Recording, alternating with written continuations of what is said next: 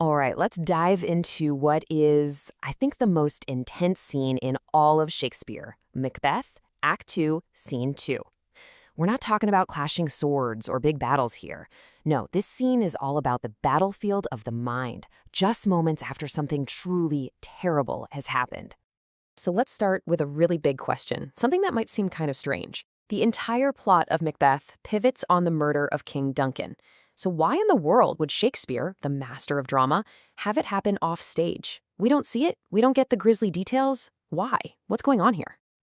And here's the brilliant part. Shakespeare knew that the real horror, the thing that would stick with us, wasn't the violence of the murder itself. It was the mental and emotional wreckage it left behind.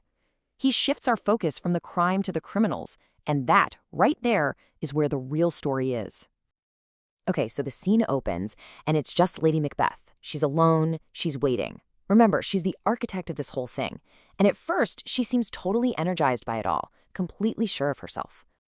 I mean, just listen to this. She says the very same wine that she used to drug the guards has actually made her bold. She's twisting this act of deception into a source of personal power. It's a seriously chilling way to frame your own courage, right? But then, just when you think she's made of pure ice, we get this. A tiny crack in that perfect, ruthless facade. She admits, just for a second, that she hesitated. The sleeping king looked like her own father, and she just couldn't do it. Now, you're going to want to remember this line. It's a huge piece of foreshadowing for her breakdown later on. And then Macbeth enters, and bam, the whole tone of the scene just flips. He basically stumbles in, fresh from the murder, and he is an absolute wreck.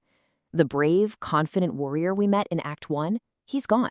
In his place is just a man completely shattered by what he's done. This is probably one of the most famous lines in literature, and for a really good reason. Just think about the sheer scale of that image. He's not saying he needs some soap and water. He's asking if the entire ocean, all of it, could wash him clean. It's just an incredible way to show how huge, how overwhelming his guilt feels. So how does Shakespeare make us feel this so powerfully? Well, he's using a whole toolkit of literary devices. That ocean line, that's hyperbole, a massive exaggeration. The question is rhetorical because he's not actually expecting an answer. And the blood, well, it becomes a metaphor for this guilt that can never, ever be washed away. He even uses sound, that heavy, thudding sound of hangman's hands, to make you feel the dread. So while Macbeth is completely falling to pieces, Lady Macbeth does the exact opposite. She sees his panic, and she doesn't think, oh, my poor husband. She thinks this is a problem that needs to be solved right now. And this is where the scene really catches fire, her ice-cold, practical mind against his total horror. I mean, you can't get a clearer picture of their two different mindsets than this. It's just night and day. He's talking about the guilt being so massive it could stain all the oceans of the world, and she just says, a little water clears us of this deed. For him, it's an eternal stain on his soul. For her, it's just a mess that needs to be cleaned up. And pay attention to her language. It's all commands. Go get water. Wash your hand. She's not asking, she's telling. She insults him, calls him weak, infirm of purpose. Then she shames him, saying she'd be embarrassed to have a heart so white, which means pale and cowardly. She's 100% in control. But it's not just what they say. Shakespeare is so clever that he uses the very structure of their conversation to dial up the tension. The rhythm of their dialogue actually starts to sound like a panic attack. And there's a name for this trick. It's called stickomythia. It's basically a fancy term for when characters start trading these short, rapid-fire single lines of dialogue. It creates this breathless, urgent pace that makes the audience feel just as anxious as the characters. You can really hear it when they get startled by a noise. It's just, did you not speak? When? Now. As I descended? A. You hear that rhythm? It's sharp, it's fragmented, it's panicked. It sounds exactly like two people who are terrified they're about to be caught, their thoughts just racing. It's a brilliant way to show us their shared terror. So you take all of this, the guilt, the conflict, the sheer tension, and it all builds to one unmistakable conclusion. This scene is the point of no return. For Macbeth, for Lady Macbeth, for the entire play, this is it.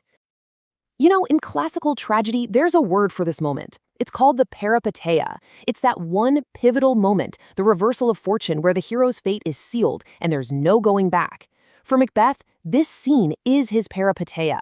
The deed is done, and his tragic downfall is now locked in.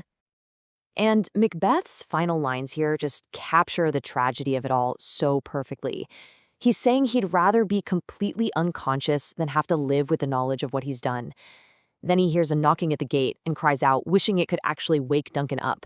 It's a cry of pure, instant, and completely hopeless regret. And so that leaves us with one last, really fascinating question to think about. As the scene ends, who is truly the weaker character? I mean, Lady Macbeth seems so strong, so in control. But is that real strength, or is it just a fragile mask that's going to shatter later? And what about Macbeth? Is his overwhelming guilt a sign of weakness? Or, ironically, is it a sign that he still has a conscience, something his wife seems to have shut down?